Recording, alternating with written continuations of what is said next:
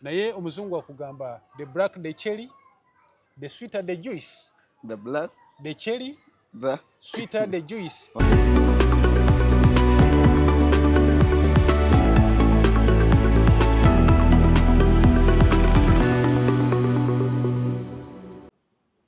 At SML News UG crisscross your program yo Luciani itwalume ge manya gange omwezi tuli mu gwa musanvu ndaba omwaka guno atera okugwako ogudduka naye mu ebyo byonna abatulaba n'abatuwuliriza tubeebaza nnyo ya ku YouTube ku TikTok mbalaba kwe muli SML News kwe muli mu following ensonga ezigenda mu maaso.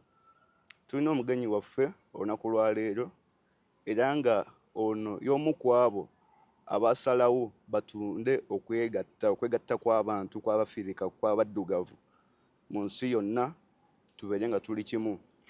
Era ku nsonga eyo nsuubira omugenyi waffe Kaiza Solomon abuuzeeko eri abalabi.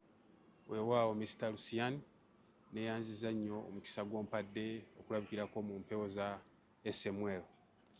Amanya n'eddoboozi nze Kaiza Solomon. Kaiza Solomon is a Pan-Africanist, y'omu ku bannayuganda abaawumye omutwe okulaba nga tukyusa obulamu bw'abantu abaddugavu mu nsi yonna.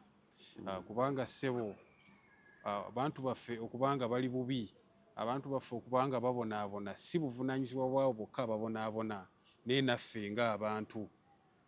Kubanga newobeera muddugavu n'ogenda tugambe Dubai bakulaba weeyagala naye ng'ate batunula gye wava abantu babonaabona, ekifaananyi tekivaayo bulungi oba tekikola nnyo makulu. In fact Mr. Lucian bwe tubeerako mu nsi z'abazungu eyo abaddugavu batya nnyo okutuyita enkima. Tebatuyita nkima nti olw'okuba tuzifaanagana naye olw'entegeera yaffe, engeri gye tulabamu ebintu, engeri gye tuyisaamu bannaffe. So twalaba nga waliwo obwetaavu olw'okubanga tukumaakuma abantu baffe, twalaba nga waliwo obwetaavu olw'okubanga abantu baffe tubalaga direction wa bwe balina okudda, ki kye beetaaga naddala mu kaseera kano ak'akazigizigi nga ke tulimu. Weewaawo kati mu byonna you are an African nationalist. Yes sir. Kitwale bwentyo bwe tuva kwekyo nga tutunudde emabega gye tuva as African nationalism. Yes sir. Abalwanirira okubira nti Africa edda wamu baani ku bantu abo abakuwa okwagala oba bakwagaza ekintu kino kugamba nti nawe kuveeyo ojoyininge oyite okwegatta kw'Abafirika? Weewaawo ssebo, inspiration yange okusinga yaviira ddala mu biseera nga nsoma. Waliwo abasajja be neegombanga n'engeri gye baakolamu ebintu byabwe, engeri gye baakulaakulanya abantu baabwe. Okusookera ddala waliwo omwami bamuyita Mao Zedong. Mao Zedong ye founding father wa China leero gye tulaba. Mao Zedong yatandika struggle ye ey'okubanga aliberatinga China ku myaka 14. Mao Zedong mu China. Ku myaka 14 ye taata we yali amugamba nti omanyi mutabani nti okuze kankufunira omukyala owase. Ku myaka 14 kuba amaka ge yali avaamu gaali middle class nga balinawo kaki ku kasente. Mao Zedong n'agamba nti nze ebyo taata si byendiko, nze obulumi bwange buli ku nsi yange gye ndaba eddobonkana buli olukola ki buli olukya. N'adduka ewaka n'agenda n'asoma n'akwatagana ne ba revolutionaries abalala, era ssebo leero kigambibwa Mao Zedong ye founding father wa China leero gye tulaba. Ye yagifuula kikyeri leero, ye yalaunchinga economic revolution. China okubanga y'emu kati ku nsi esinga okubanga y'amaanyi mu kumanufacturinga ebyamaguzi. Ne mu Uganda mbalaba baatuuka. Ne mu Uganda bayitirivu. Mao Zedong yagatta era yasobola okugatta Abachina bonna n'olulimi lumu lwe bayita Mandarin. Olulimi lwe bayita olwa Mandarin lwe lumu ku lulimi olusinze okwogerebwa mu nsi yonna, oba lwe lusinga okwogerwa mu nsi yonna erugoberera Olungereza. Naye mu bwe basobola otondawo olulimi olumu olwogerwa. Yes sebo. Kati nga gwe omulwanyirizi w'obwegasibwa Africa. Yes sebo. lulimi ki lwe tulinawo kuba ndaba waliwo Oluswayiri but ate besides Oluswayiri tulinawo olulimi lwe bayita Africana yadde bantu batono nnyo abamanyiiko nti olulimi lu-existinga. Kati Oluswayiri ki kye tukoze tutya okulaba nga tulupushinga abantu baluyige balutegeere? Weewaawo ssebo, kati mu bwegassi bwaffe ng'abantu abaddugavu twalaba nga tulina olulimi lwe tulina okufuna olutugatta, olulimi olutalina ties ku kabira nti yeeno nga wonoogamba nti Olusoga nti lwaki nti lw'Abasoga, nga wonoogamba nti Olulugwala lwaki lw'Abalugwala. So twasalawo tuveeyo n'olulimi Oluswayiri. Olulimi Oluswayiri lwe lulimi lwa Afrika olukyasinze okwogerwa mu nsi yonna. Nze mbadde manyi mu kulaba abantu abasinga bwe mugamba nti Oluswayiri bagamba nti Abaswayiri. Abaswayiri culture oba language? Swahili lwe lulimi. Abaswayiri be bantu aboogera olulimi. Kyogamba nange Omunnauganda bwe njogera Oluswayiri mbeera Muswayiri. Muswayiri. Oh, wonderful. Yes. So Swahili lwe lulimi lwa Afrika olukyasinze okwogerwa mu nsi yonna. Sawa ya leero lwogerwa abantu abali wakati wa obukadde 2 ku bukadde 3 mu nsi yonna. 200 to 300 million people worldwide. Era si kipya kakati okusanga omuzungu ng'ayogera olulimi Oluswayiri, okusanga omuchina ng'ayogera olulimi Oluswayiri, kubanga nayo mu nsi zaabwe lusomesebwa. Olulimi Oluswayiri lwe lulimi olutalina bwannannyini. Lwajja ku coast ya East Africa, era ebigambo by'Oluswayiri bigatte wakati w'ennimi ezaffe eza Africa okusingira ddala ez'abantu languages n'ennimi ezaava ebweru okugeza Oluportugal, Olufalansa, Olungereza n'Oluwarabu. Era mulimu ebigambo by'ojjosanga mu Luzungu ne mu Luswayiri mwebiri. Ekyokulabirako nga wonoogamba akabalaza, mu Luzungu bakiyita veranda, ne mu Luswayiri bakiyita veranda. Kisigalayo. Kakati mu nnimi zaffe ez'Abantu ojja kwesanga waliwo ekigambo kye bayita, kati ffe ne Luganda tukiyita ettundubaali, mu Luswayiri bakiyita tulubaali. Nti olulimi lwava mu nnimi zaffe nga mugattiddwamu ebigambo okuva mu nsi ziri ezaki ez'abali abeeru. So olulimi luno lutondebwa lutya? Mu busuubuzi obwali ku coast ya East Africa, nti walingayo Abayindi, walingayo Abazungu, walingayo naffe abaddugavu. Naye nga Abazungu bali be boogera tetubitegeera bulungi, ate nga naffe be twogera tebakola ki? Tebabitegeera bulungi. Kati mu kavuyo k'ebigambo awo ne tuvaawo n'olulimi. Era kyova olaba nga mulimu ebigambo eby'Oluwarabu, mulimu ebigambo eby'Oluzungu n'ebyaffe ebyaki? Ebyafrika. Weewaawo nti ebigambo ebyaffe ebyafrika biri 70% of the vocabulary. Olulimi Oluswayiri lulabikidde ku stage y'ensi yonna. Sigamba nti lw'Abafirika bokka oba lw'aba East Africans bokka be balwogera. Generally wano mu East Africa lwogerebwa mu East Africa, mu Africa lwogerebwa mu East Africa, Central Africa n'ebitundu bya South Africa. Naye manyi nga n'obw'oyogera Oluswayiri saawa zino ekisooka okujjira omuntu mu mutwe nti oyo w'e Kenya oba musirikale. Abantu babadde balina endowooza eyo, naye yessaawa abantu baffe bakitegeera olunaku olwaleero. Gavumenti yaffe ebadde gyeteekawo efforts ez'enjawulo okubanga abantu baffe baadoptinga Swahili, weewaawo nti amaanyi gabadde matono okubanga abantu baffe ensonga eno bagyembulesinga. Oluswayiri nalusomako senior 1 paka mu senior 2 nendulekaawo. Naye kati saa zino ndimu akaswayiri akatono akasaba emmere n'akabuuza bwe neesigalizanga nze. Nga tokyali ku ekyo, eryo olulimi lwe luyitibwa Africana oluli South Africa. Nalirowoozeza nti Africana as a language yali tuyambyeko okupushinga ekintu kya African nationalism, obwegassi okitwala mu maaso. Bwe simanyi oba ensonga ogyogerako kyogiraba otya? Olina olulimi olumanyi kyenkana ki? Ekibuuzo ekyo ssebo, Africana language gyeri mu South Africa, naye currently olulimi oluswahili lubadde lusinze okusoosowazibwa luli dominant kubanga ne mu Art World gye luli mu media gye luli BBC erinayo channel eya Swahili gye bayita Dira channel ey'Oluswahili era kwaliko omwami ono ennaku zino ali Uganda wano bamuyita Kasimu Kayiira. Channel eyo ekavalinga Africa oba ebifo bya East Africa omwogerebwa ki omwogera Swahili. So Swahili ebadde eri on top. Swahili lwe lulimi olwalondebwa bajjajjaffe kubanga leero ffe bye tuli mu kukola si ffe ababireese, tuli mu kuzuukusa bunnabbi bwa bajjajjaffe bwe baaleka emabega kubanga ebintu ebyo byonna biteeketeeke.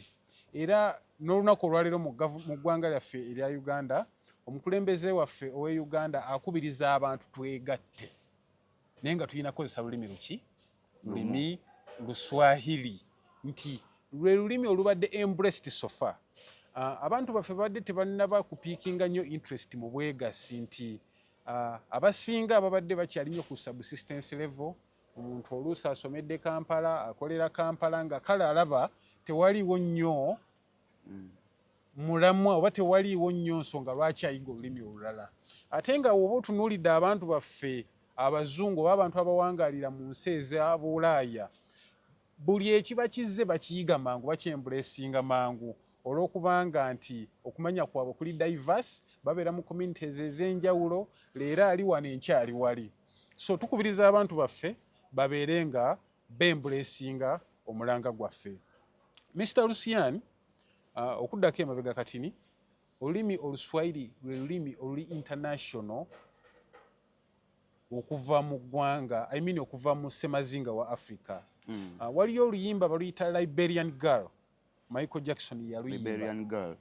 Lulimu phrases z'Oluswahili, mulimu nakupenda sana, ekitegeeza nkwagala nnyo. Naye nga luyimba muzungu. Michael Jackson ono eyafa yali mu America. Yali mu America. Yesewo. Naye yali mu Lufirika. Naye kale yali agezaako kwembuleesinga wajava kubaako ne contribution gy'akola ku bantu be. Teyatuwa ssente enkalu naye yatulaga nti lwe luno olulimi lwe tulina okukola ki? Okukozesa. Okutambula nalwo. Jamaica era waliyo abayimbi, waliwo omuyimbi bamuyita Rita Marley.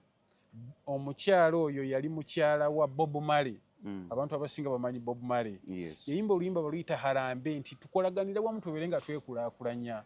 Waliwo omusajja omulala bali bamuyita Jimmy Cliffs era kuva mu ggwanga lyaki erya Jamaica. Yayimba oluyimba baluyita Hakuna Matata.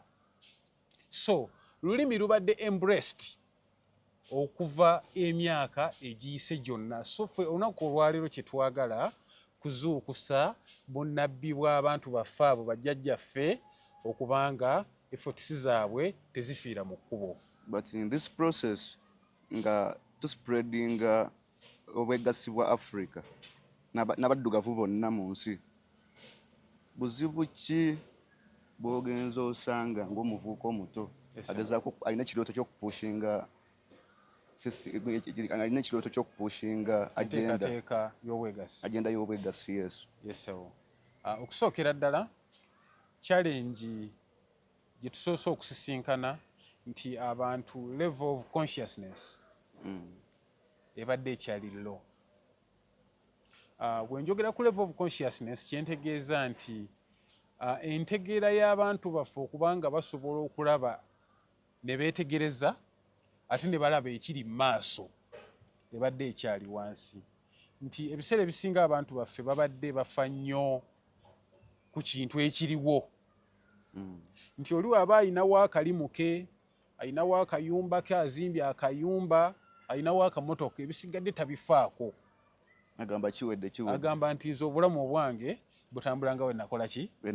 Butambula nga we nabubala. Ate nga batugamba nti peace, there is no way you can have peace nga neighbor wo talina peace. Tosobola okubeera wano n'ogamba nti nze Uganda ndi bulungi naye nga Sudaani omuliro guwaka.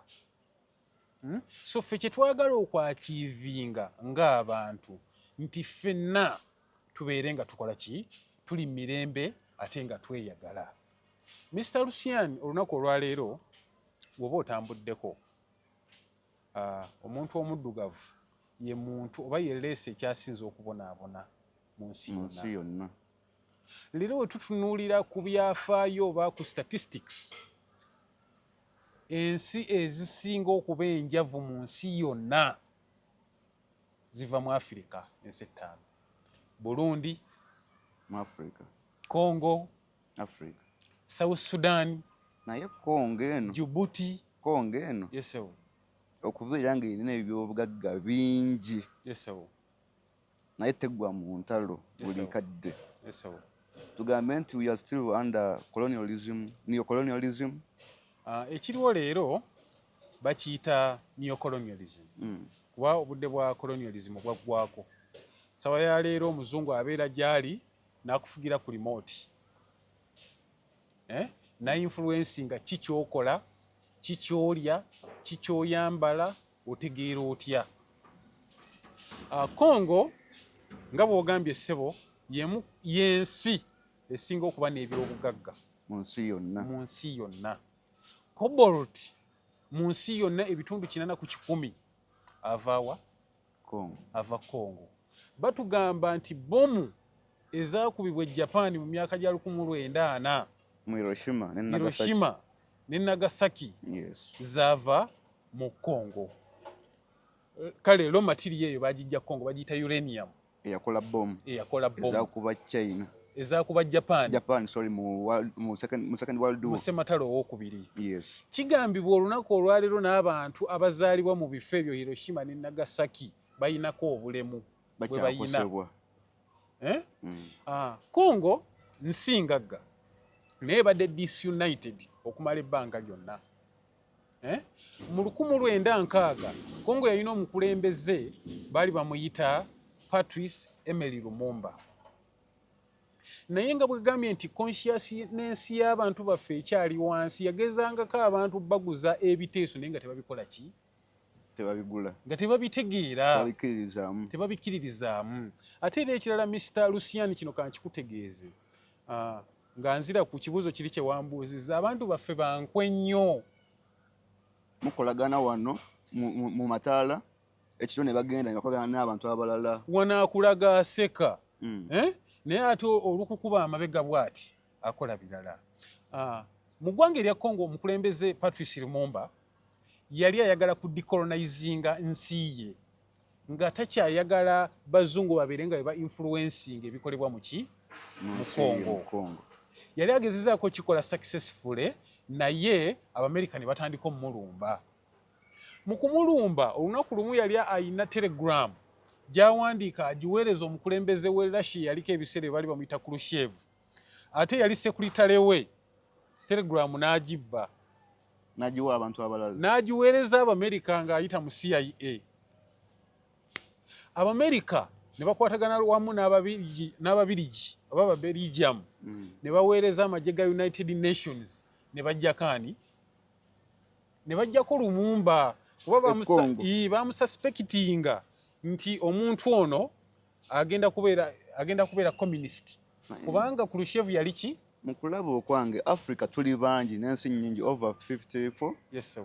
54 countries. Yes, sir. Tetusobola kuva ntugamba tuzimbe force eri united amagye gaffe Africa nti omuntu yenna okuva eweri wa Africa balumba ensi ya Africa yonna tusituka netuva netulwanira wamu. Yes, sir.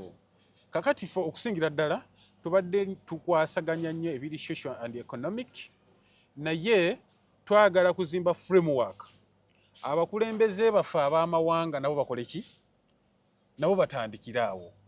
Omukulembeze oyo Patrice Emery Lumumba yaggyibwa ku bukulembeze ate eyali amekomanda we Mobutu Sese Seko n'amuddiramu ye ya orchestratinga okulaba nga akwatibwa era yattibwa.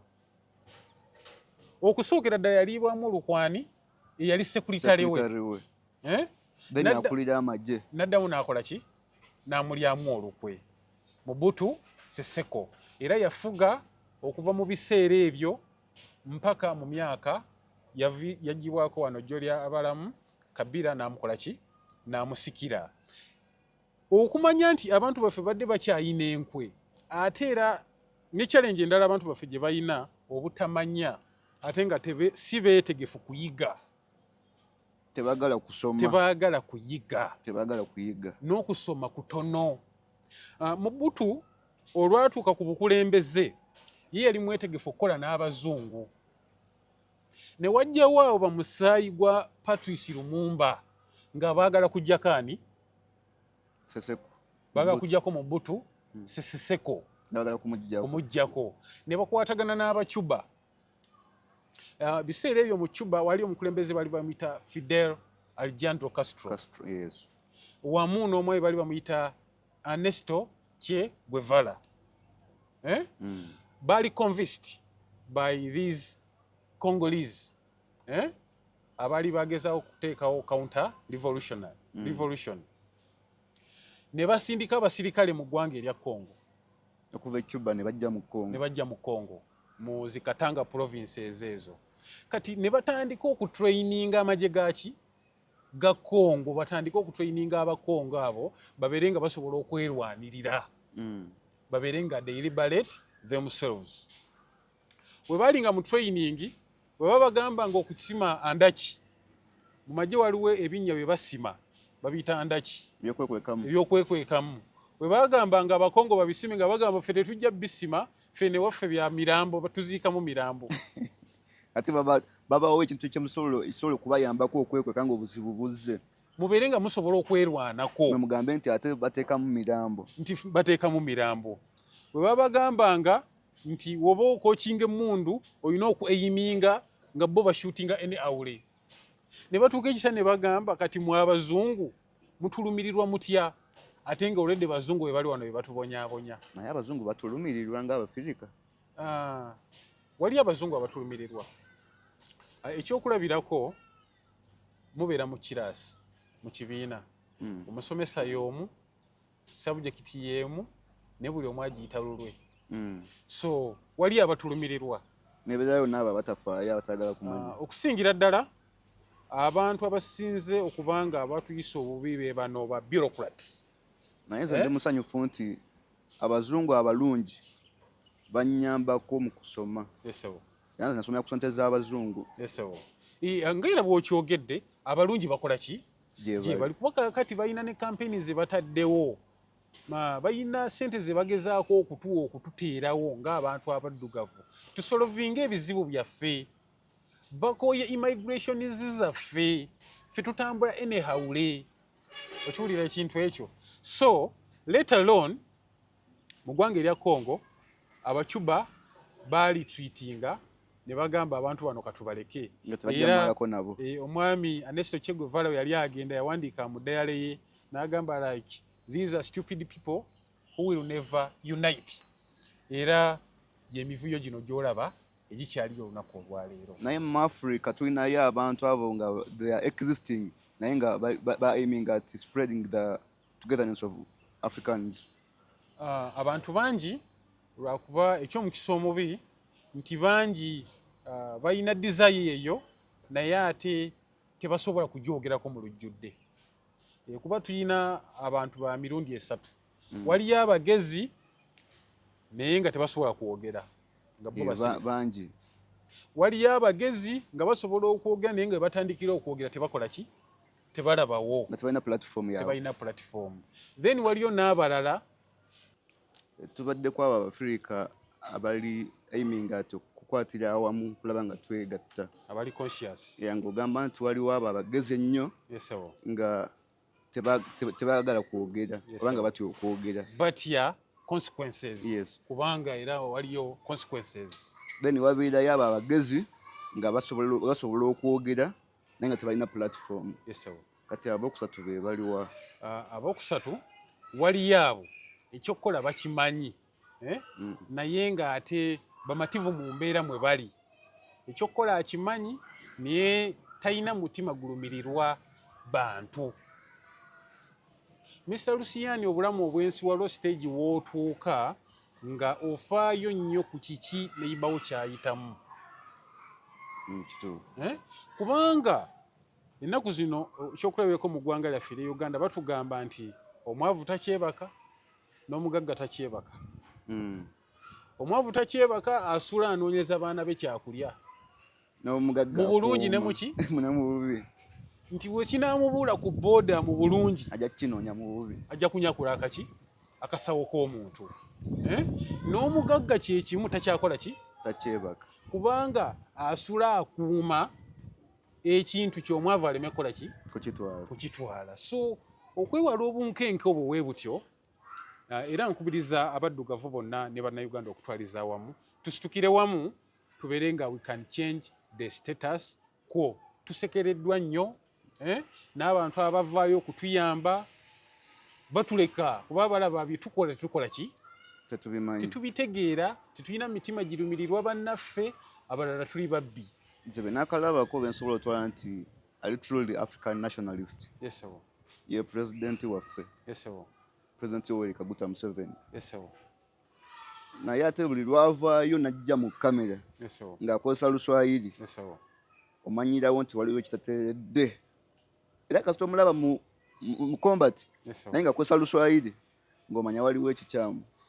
Omwami oyo Mr. Yoweri Kaguta Museveni is a Pan-Africanist. Era ndabye nti Congo weberedde n'obuzibu bw'entalo biki amagye ne gagenda, Sudan ne gagenda, Ethiopia wa anti wonna babeera olutalo, Somalia wonna ye agezezzaako n'alaga ekye, naye kati ensi za Africa endala ziriwa?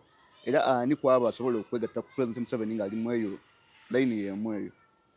Mu layini y'emu eyo abakulembeze mwebali abawera.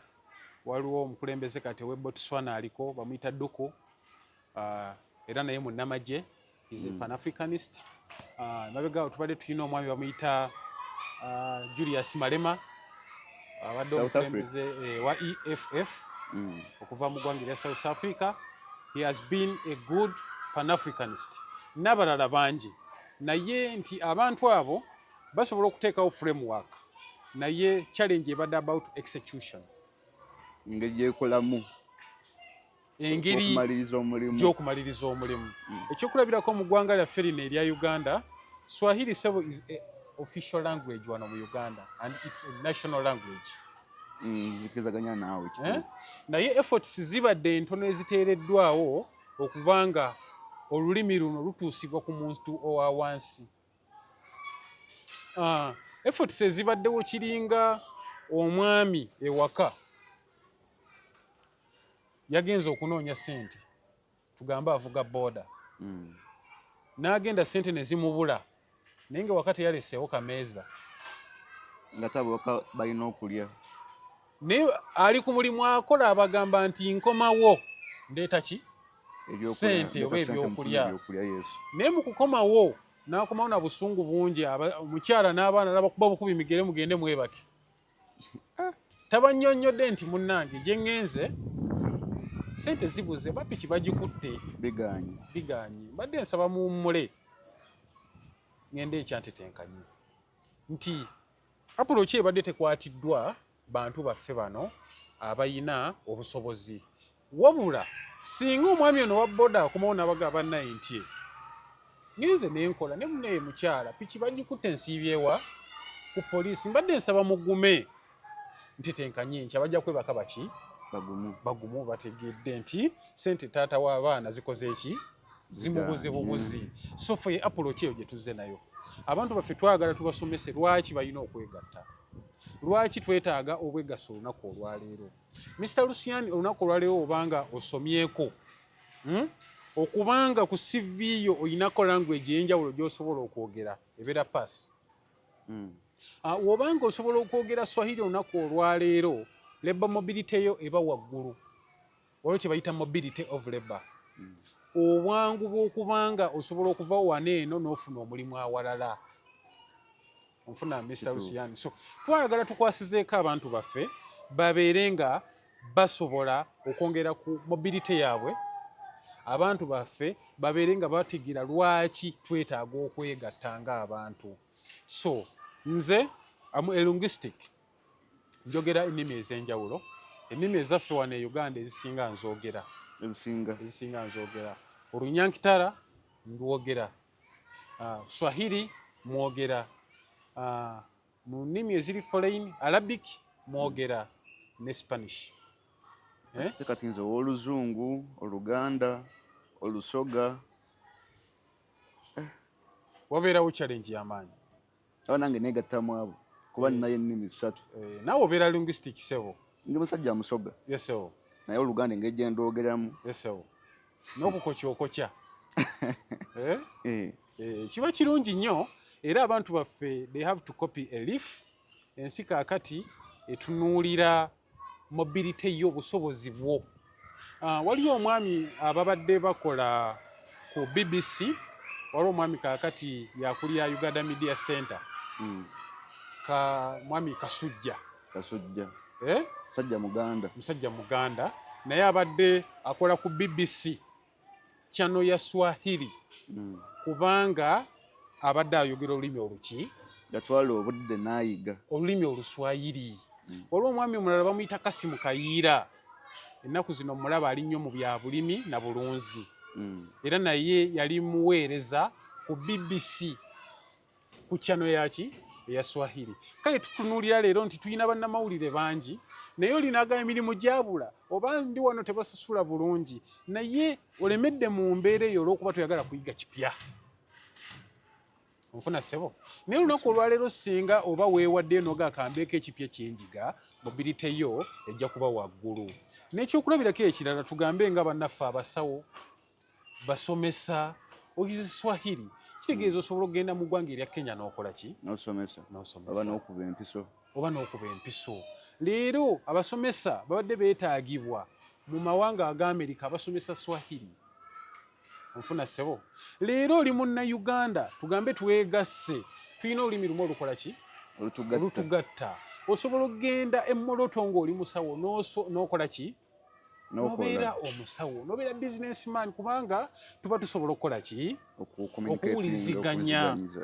So olunaku olwaleero tukubiriza abantu baffe ba embracinge omulanga gwaffe ate ekintu kino bakitwale mu mutima omulungi nti tetulina kye tweyagaliza ng'abantu naye twagala tubeeko ettaffaali lye tuleka ku leesi yaffe.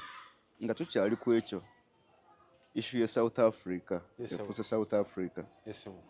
Last week nali nina omusajja gwe tukola naye interview assistant radis we Masaka eyo n'agamba nti kirungi nnyo nti Abannayuganda n'ensi endala babazizaayo mu nsi zaabwe okuva South Africa. Ye nga kyayimirira kagamba nti abantu abo bonna babayite baveeyo bakomewo mu nsi zaabwe bakulankulanye ensi zaabwe wonna. Statement eyo omuntu wajja kugamba nti Abannayuganda bonna abali ebweru bakomewo mu Uganda bakulankulanye ensi zaabwe ng'abagira n'ekyokufulumya ab'ensi endala mu kuva mu South Africa. Bw'okuba mutto kiglaasi zo kikyesobola okulaba mu statement eyo okusooka tujja kutunulira kye bayita brain drain nti abantu baffe abagezi bangi ebiseera ebisinga waaba amaze okusoma babadde bafuluma nnyo eggwanga era abasawo bangi abadde South Africa abasomesa bangi abali mu South Africa naye sisuubira nti ate ekitundutundu ky'abantu abo kyakwatiddwako kuba bo kyendowooza baliyo legally they have documents kubanga they are there as expatriates. Leero nga wonoobeera wano n'oyita Omumerika abeeko ekintu kyakuyambako n'abantu abo baliyo mu mbeera eyo. Okusingira ddala e South Africa population yaffe gye tubadde tuyina ebadde eri nnyo mu casual mu mirimu egiri casual woteeri emirimu egigwa mu koweeri. Kuba mpulira nti Abannayuganda abasinga obungi abagenda e South Africa ebintu bye babeeramu babeera mu bintu byakweraguza bakola amasabo ne beefuula nti basawo Baganda bakola nnyo era bayamba okutambuza ensonga ez'ekinnansi mbu jangu nkulogere wano oyitemu wano. So ababadde gye bali bangi nga bakola emirimu egyo naye era nsuubira era balina be bayambyeko kubanga era mubaddemu abasawo abatuufu mubaddemu n'abaki basawo babaddeyo South Africa ab'ekinnansi nga bava Uganda mubaddemu abatuufu mubaddemu abakola ebituufu mubaddemu n'abafere abatuufu bawonyezza abafere bakoze ssente naye mbadde njala tukitunuliremu ange eno nti omwami yabadde ategeeza nti abantu baffe beetaaga okuba nga bakomawo tukulaakulanye ensi zaffe. Statement eyo nnungi era erimu amakulu mangi naye ensi zaffe twetaaga ozikulaakulanya naye twetaaga okuzimba framework kubanga already ne population gye tubadde tuyinawo sofa emirimu tekola ki? Emirimu teyina. Abantu balaba bastrugglinga to earn a living. So kubakomyawo si kibi naye tulina okuzimba framework abantu baffe abo okubanga tubaaniriza ate babeeko contribution gye bakola ku nsi yaffe.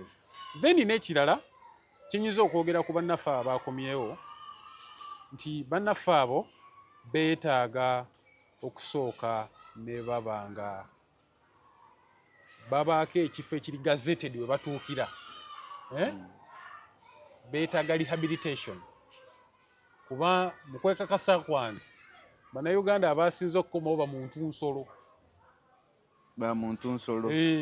According to the way they've been earning oba okusinziira ku ngeri gye babadde basobola okubeera nga bafuna akasente oba ekiguli amagala eddiba. Nti nsuubira okuba nga they are more aggressive, bayinza okuba balina behaviors ez'enjawulo kuba tubadde tutunuulira ku masimu okwo ku intaneti obubbi obubadde South Africa nga babukola misana ttuku ng'ate obusinga bwa mmundu.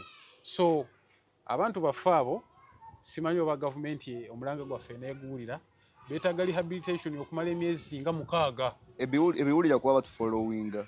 Beetaaga rehabilitation okumala emyezi ng'emeka? 6. Babeere bannayuganda abalungi abanaabaako kye bakola ekyongera ku nsi yaffe. Nga tukyaliko ekyo kyennyini. Aba nkuzize ku African nationalism. Kusinziira olugendo lwe tutambudde nga tuspreadinga the love for our continent Africa. Tutuuseewa era tudda ku ki? Olunaku olwaleero omulanga gwe tusobodde okuba nga tutuukako olwaleero oba achievement gye tusobodde okuba nga tutuukako ebadde okusingira ddala about awareness.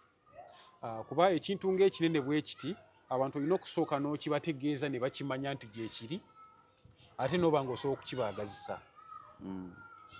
Mu awareness ezo ebimu bye tusobodde okuba nga tutegeeza abantu twagadde oba tusobodde okubasomesa kye bayita self love, okweyagala. Abantu baffe babadde tebeeyagala Mr. Luciano. Abantu baffe babadde beewalananga bo. Olina omusanga nga yazaalibwa muddugavu n'omusanga ng'aga kannyumunguzeemuko mu mubiri gwange n'akwata mu kizigo. Naye nga ekizigo ekyo kikwatamu kijja ne repercussions obulwadde. Cancer biki? It is cancerous. Mu bizigo ebyo bibleachinga mulimu mercury. Mercury is cancerous. Bibanga byuma bituuka ekiseera munda nebikola ki? Nebidevelopinga nebitaninga to be cancerous. Omuzungu olwaleero omutunuulira yeekuba melanin. Melanin ye pigment efuula omuntu omuddugavu okubanga nga muddugavu.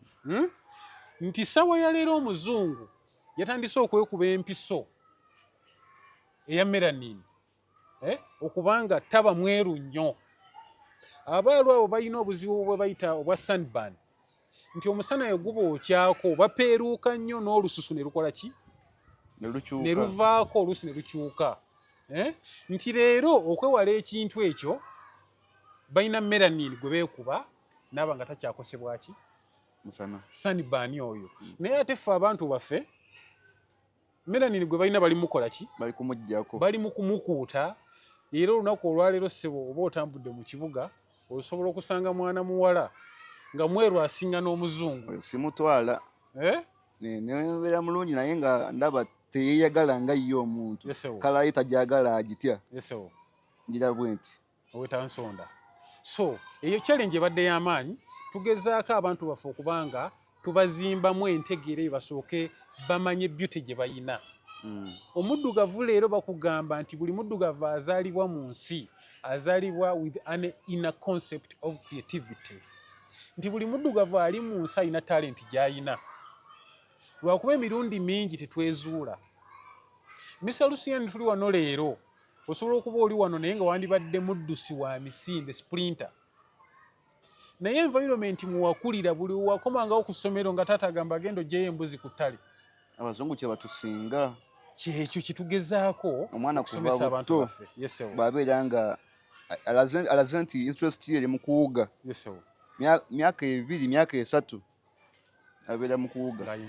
Bwe gubeera mupiira myaka 2 myaka 3 ali mu academy. Kati fa Africa tetusobola coping up with embeera bwetyo. Kwekwo okusomesa kwe twagala okusomesa abantu baffe. Olunaku olwaleero omuzungu alina kye bayita imperialism and neocolonialism. Ekintu ekyo kitaakinga nnyo abantu directly or indirectly.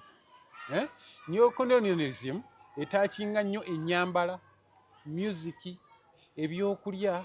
Olunaku olwaleero w'onoofuna girlfriend Mr. Lucian ajja kwagala KFC. KFC yava mu ggwanga lyawa? Lya America. KFC kiggwayo nti Kentucky Fried Chicken. Nti kizibu okutwala mwana muwala ku date naganzi bampe emiwogo egyo. Kizibu nnyo. Emmere yaffe yawano ebyaffe tubadde tetubyagala. So tugezezaako okuteekawo awareness abantu baffe ba embracing beauty yaffe. Ennyambala yaffe. Mr. Lucian nze ntambuddeko. Sirabangako muddugavu nga ayambadde gomesi. Tugambe omukyala ng'agenda bweru. Batono nnyo. Sirabangako mwana muwala oba musajja ng'ayambadde kanzu eyaffe ey'ekiddugavu kyagenda bweru. Twagala kwambala bishorts, sleeveless. Tugezeeko okufaanana abaki? Abazungu bali. So twagala abantu baffe tubasomese, tubategeke babeere nga baagala ebyaffe. Era maaso awo tujja kuba tunoonya abantu be tukwatagana nabo, abantu tubateekerengawo events. Tuteekengawo shows. Tuteekengawo okuvuganya. Abantu baffe bajje nga bambadde ebintu ebyaffe African attires.